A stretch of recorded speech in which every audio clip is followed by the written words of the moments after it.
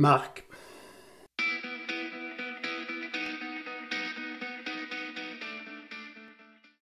70 ans, vagabond. Alors, c'est pas vagabond au style dans l'image d'Épinal qu'on a du vagabond, mais je vagabonde. Je suis, pour certains, tristement rêveur. Je, je suis dans la lune. J'oublie. Ah, je dirais que, contrairement à ce que je pensais, je ne suis pas devenu patient avec le temps. Donc, je suis assez sans chaud et quelquefois emporté. C'est pas agréable pour tout le monde. Certains me disent que je suis envahissant, d'autres me disent que je suis une grande gueule, d'autres me disent qu'ils aiment bien discuter avec moi. En vieillissant, j'ai appris à écouter quand même. J'ai appris à analyser, à réfléchir et à pas donner tout de suite mon avis.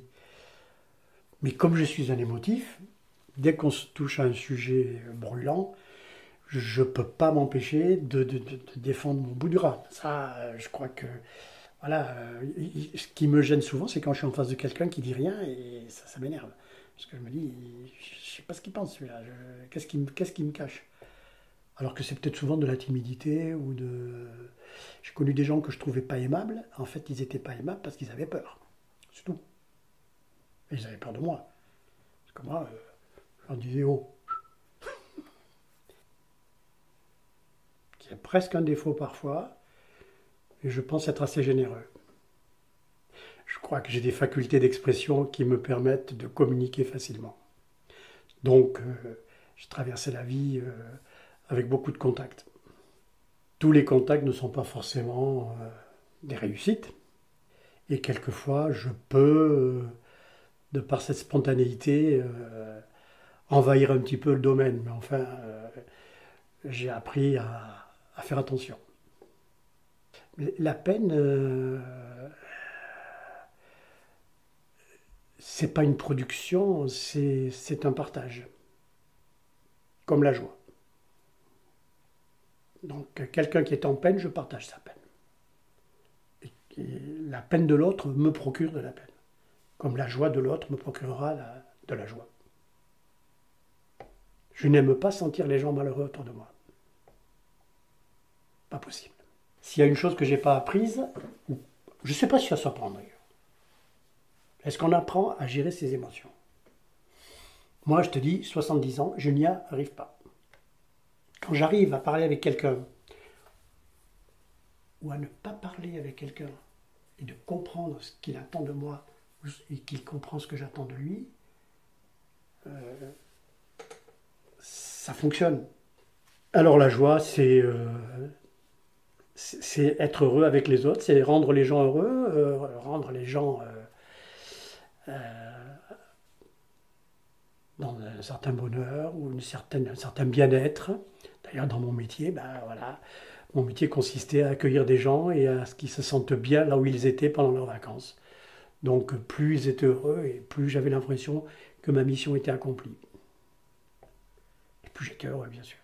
J'ai vu la vie d'une autre façon à la fin du mois de septembre 2014, quand j'ai eu terminé le chemin de Compostelle. J'avais lu une phrase avant de partir dans un livre que je conseille à tout le monde qui s'appelle Le vestibule des causes perdues de Marion Monod, qui dit tu ne fais pas le chemin, c'est le chemin qui te fait. J'ai quitté ma zone de confort, je suis parti marcher, j'ai cheminé avec des intentions, des pensées particulières. J'ai traversé des belles régions, l'Aubrac, l'Aveyron, magnifique, Conques. J'ai traversé l'Espagne, la Meseta, où tu marches sans voir l'horizon, sans voir un arbre pendant des heures. Et là, tu penses partir à la rencontre des autres, parce qu'on n'est pas tout seul sur le chemin de Compostelle, et la seule personne que tu rencontres, c'est toi. Je souhaite à tout le monde de mettre un jour son sac sur le dos et de partir. Tu rencontres des gens dont tu sais que tu ne les reverras jamais après. Tu vas marcher 30, 40 ou 60 jours avec eux. Dans les gens du chemin, on ne te demande jamais où tu vas. On te demande d'où tu viens, où tu vas. Chaque fois qu'on m'a posé la question, parce que quand on rencontrait des gens dans l'Aubrac ou du côté de Moncier, dans les Landes, etc., vous allez jusqu'où comme ça? Jusqu'où mes jambes me porteront? Tu ne sais pas jusqu'où tu iras. Alors tu cours pas. Tu marches. Et tu marches à ton rythme. Parce qu'à ton rythme, tu vas apprendre. Alors la chanson française me passionne. Bon, moi je suis tombé dans Brassens tout petit. Hein. Donc moi, le gorille, je l'ai écouté, j'avais 5 ans. Hein. Je comprenais pas tout. Mais, par exemple, Brassens a été un de mes initiateurs de la langue française. Parce que, comme je voulais comprendre ce qu'il disait, j'allais chercher dans le dictionnaire le mot. Parce que Brassens, pour la langue française, il en connaît un moi. Chaque fois que je lis ses textes, que j'écoute ses chansons, quand dans le grand chêne, à la fin, le chêne meurt brûlé comme du bois de caisse dans une cheminée, et que le curé du village, petit saint besogneux, doute que sa fumée arrive jusqu'à Dieu, Brassens lui répond, qu'est-ce qu'il en sait ce pauvre? Et qui donc lui a dit, il n'y a pas de chêne en paradis. Et ainsi de suite. Et des phrases de Brassens et des textes de Brassens, je les lis, je les relis, tu verrais le bouquin de Brassens que j'ai chez moi, l'œuvre complète. Il y a des tas de choses qui sont belles à lire et à comprendre chez Brassens. Brassens, en un mot commençant, c'est mon maître à penser. Au physique, je ne suis pas un grand sportif, je ne suis pas un grand nageur, je ne suis pas un grand coureur, je suis pas... Mais physiquement, je dirais que alors, je vais prendre encore... On revient toujours sur le même truc. Le chemin, la ténacité et la résistance. C'est-à-dire que partir sans savoir quand j'arrive et où j'arrive, ça c'est autant sur le plan psychologique que physique, pour moi c'est l'idéal. C'est l'idéal. Donc je fais assez confiance à l'avenir.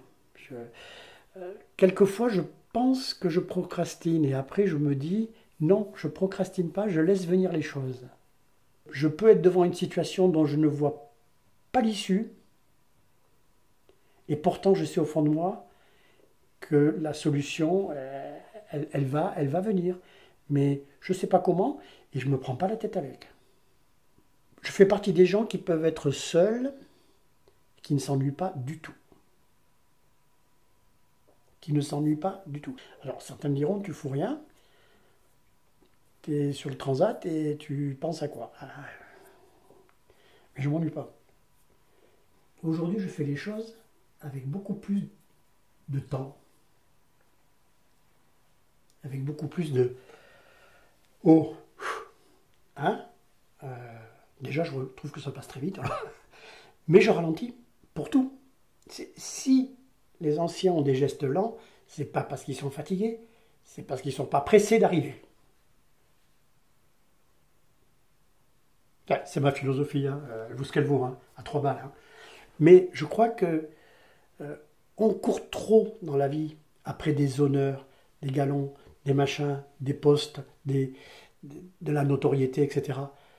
Sur le chemin, on s'en fout. Que tu sois notaire ou ouvrier chez Renault, tu as ton sac sur le dos et tu avances. Je suis spontané, c'est-à-dire que spontanément, d'abord je vais vers les gens. Et puis après, si je sens que ça accroche pas, ma vieille.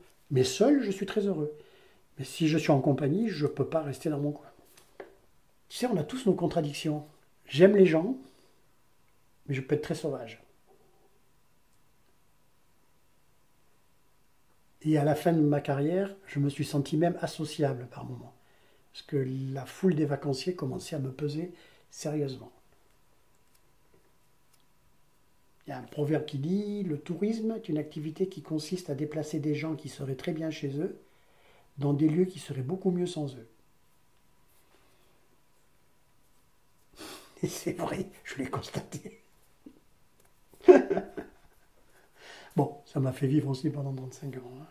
Soyons honnêtes. Mais quand j'ai des gens en face de moi, j'aime bien qu'ils soient francs. disant, ben voilà, tu m'as déplu, tu as fait ça et je ne suis pas d'accord. On a le droit de pas être d'accord. Voilà. S'il y a un malentendu avec un ami, je veux qu'il vienne me voir. Si moi je ne suis pas conscient d'avoir mal dit ou mal fait, ou qu'il vienne me voir en me disant quelqu'un qui me fait la gueule et je ne sais pas pourquoi, ça me rend vraiment malheureux. Voilà. Donc la générosité et la franchise, c'est l'honnêteté, on n'en parle pas. Hein, ça devrait être dans les gènes de tous les citoyens. Ça devrait. Voilà, ce qui est primordial pour moi, c'est ça. C'est la relation humaine, c'est l'humain, c'est l'humain, c'est l'humain. Et se respecter, se respecter, se respecter. J'ai pas toujours fait ce que j'ai voulu. J'ai pas toujours fait ce que je devais faire. Et j'ai pas toujours fait ce que je pouvais faire.